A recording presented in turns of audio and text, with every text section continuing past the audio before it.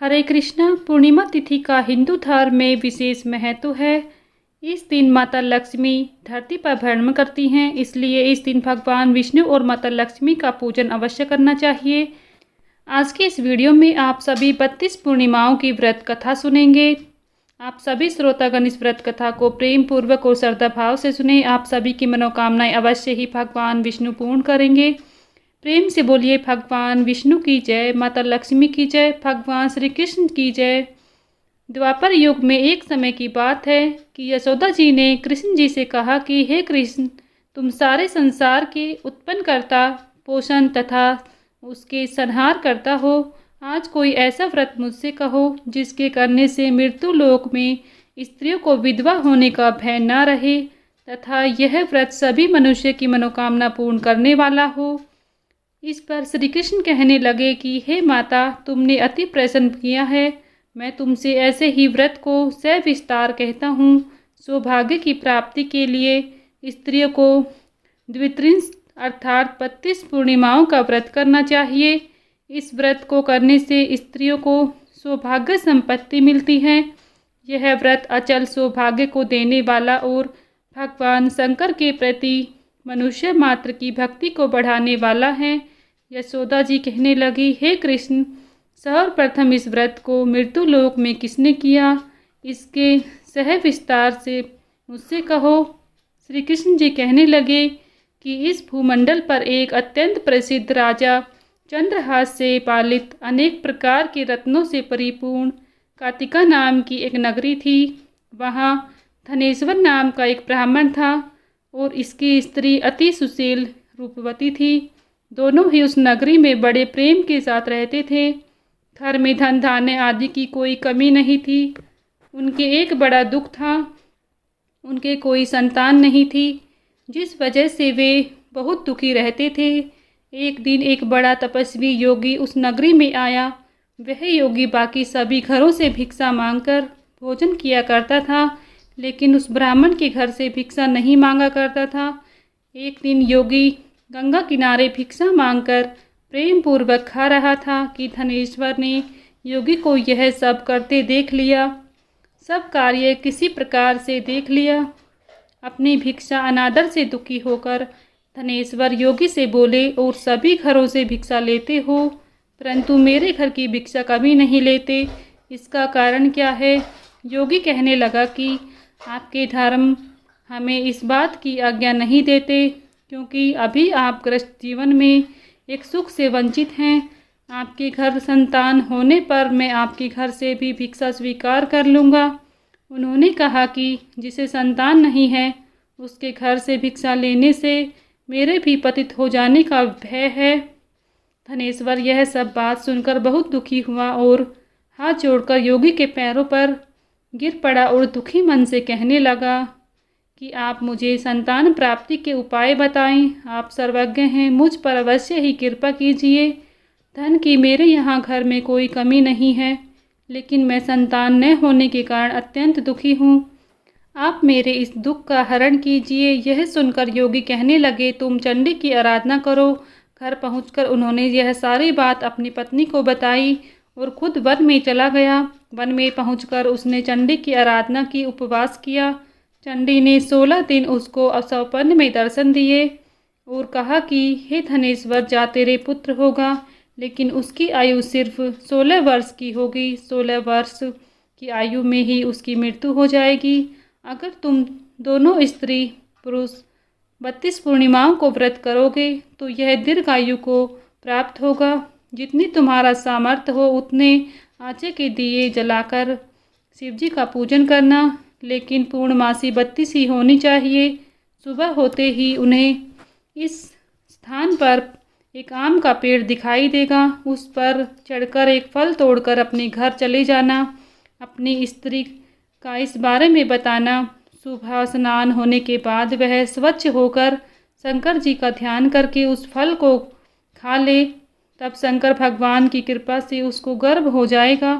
जब ब्राह्मण सुबह उठा तो उसे उस स्थान पर आम का पेड़ दिखाई दिया और वह उसे फल तोड़ने के लिए उस पर चढ़ा, लेकिन उस पेड़ पर नहीं चढ़ पाया।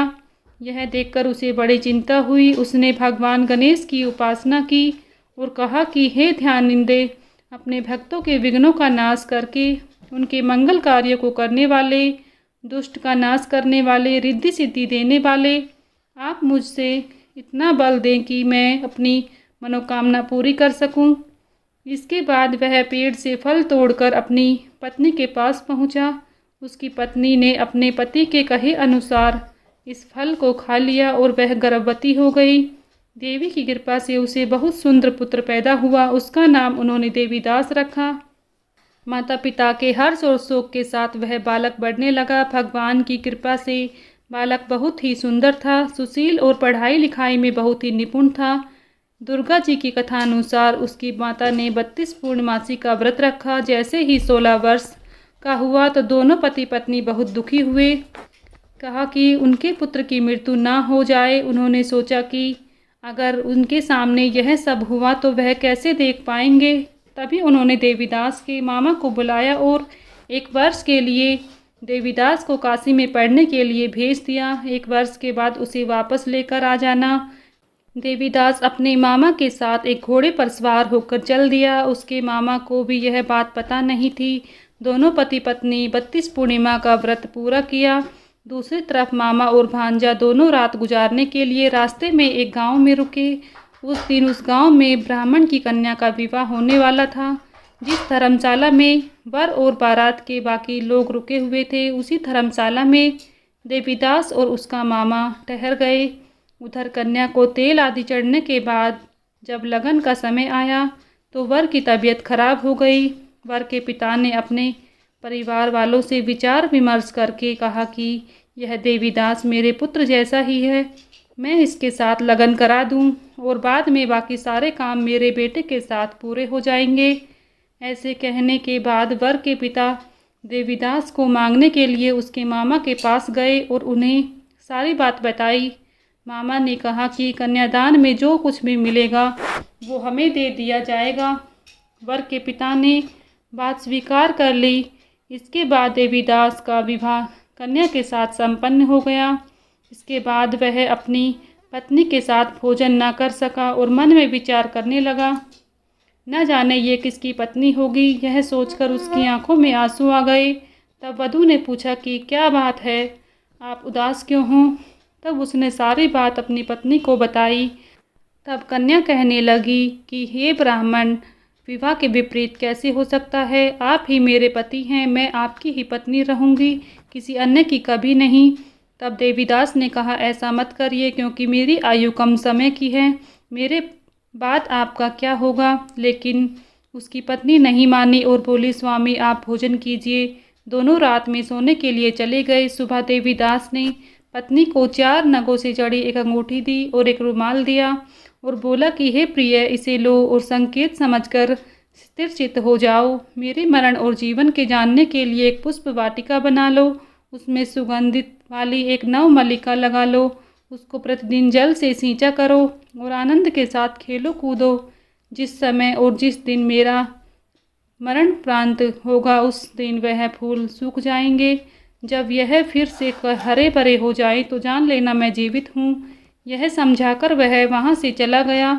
इसके बाद जब वर और बाकी बाराती मंडप में आए तो कन्या ने उसे देखकर कहा कि ये मेरा पति नहीं है, मेरे पति वह हैं जिनके साथ में विवाह हुआ है, इसके साथ मेरा विवाह नहीं हुआ है। अगर यह वही है तो यह बताए कि मैंने इसके क्या दिया है, साथ ही कन्यादान के समय को आभूषण मिले उन्हें दिखाए। कन्या की ये सारी बातें सुनकर वह कहने लगा कि मैं यह सब नहीं जानता। इसके बाद सारी बारात अपमानित होकर लौट गई। भगवान कृष्ण बोले, हे माता, इस प्रकार देवीदास काशी चला गया। कुछ समय जब बीत गया तो एक सर्प उसको डसने के लिए वहां आया, लेकिन वह उसको काट नहीं पाया क्योंकि उसकी माता ने पहले ही 32 पूर्णिमा का व्रत पूर्ण किया था। इसके बाद खुद काल वहाँ पहुँचा। भगवान की कृपा से तभी वहाँ माता पार्वती और भगवान गणेश आ गए। देवीदास को मूर्छित दशा में देखकर माता पार्वती ने भगवान शिव से प्रार्थना की कि हे महाराज, इस बालक की माता ने 32 पूर्णिमाओं का व्रत पूर्ण किए हैं, आप इसको प्राण दान दें। भगवान शिव ने माता पार्वती के कहने पर उन्हें प्राण दान दिया।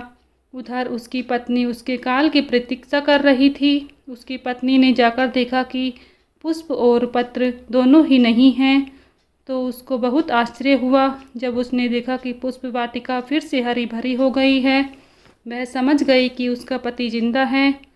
इसके बाद वह बहुत प्रसन्न होकर अपने पिता से कहने लगी कि मेरे पति जीवित हैं, उनको ढूंढिए। जब 16 वर्ष व्यतीत हो गया तो देवीदास भी अपने मामा के साथ काशी चल दिया। इधर उसकी पत्नी के परिवार वाले उन्हें ढूंढने के लिए जा रहे थे कि उन्होंने देखा कि देवीदास और उसका मामा उधर ही आ रहे हैं। उसको देखकर उनके ससुर बहुत प्रसन्न हुए और उन्हें अपने घर ले गए। वहां जाकर देवीदास की पत्नी ने उसे पहचान लिया। देवीदास ने इसके बाद अपनी पत्नी और मामा को लेकर वहां से चल दिया। उसके ससुर ने भी उसे बहुत सा धन दहेज दिया। जब वह अपने घर की तरफ चल रहा था तो उसने माता पिता को लोगों ने खबर कर दी कि तुम्हारा पुत्र देवीदास अपनी पत्नी और मामा के साथ आ रहा है। ऐसा समाचार सुनकर पहले तो उन्हें विश्वास नहीं हुआ, लेकिन जब देवीदास आया और उसने अपने माता पिता के पैर छुए तो देवीदास के माता पिता ने उसका माथा चूमा और दोनों को अपने सीने से लगा लिया। दोनों के आने की खुशी में धनेश्वर ने बहुत सा दान दक्षिणा ब्राह्मणों को दी। श्री कृष्ण जी कहने लगे कि इस तरह से धनेश्वर को 32 पूर्णिमाओं का व्रत के प्रभाव से संतान प्राप्त हुई। जो स्त्रियां इस व्रत को करती हैं वह जन्म जन्मांतर तक वैधव्य का दुख नहीं भोगती हैं और सदैव सौभाग्यवती रहती हैं। यह मेरा वचन है। यह व्रत संतान देने वाला और सभी मनोकामनाओं को पूर्ण करने वाला है। प्रेम से बोलिए भगवान श्री कृष्ण की जय, भगवान विष्णु की जय, माता लक्ष्मी की जय। यहीं पर 32 पूर्णिमाओं की यह व्रत कथा संपन्न होती है। अगर आप सभी को हमारी यह कथा पसंद आई है तो प्लीज़ वीडियो को लाइक शेयर करें। साथ ही चैनल पर नए हैं तो चैनल को सब्सक्राइब करना ना भूलें। बेल आइकन को प्रेस कर लें, जिससे आप सभी को व्रत और त्योहारों से जुड़ी संपूर्ण जानकारी देखने को मिलेंगी। मिलती हूँ नेक्स्ट वीडियो में। तब तक के लिए सभी को जय श्री कृष्णा, राधे राधे।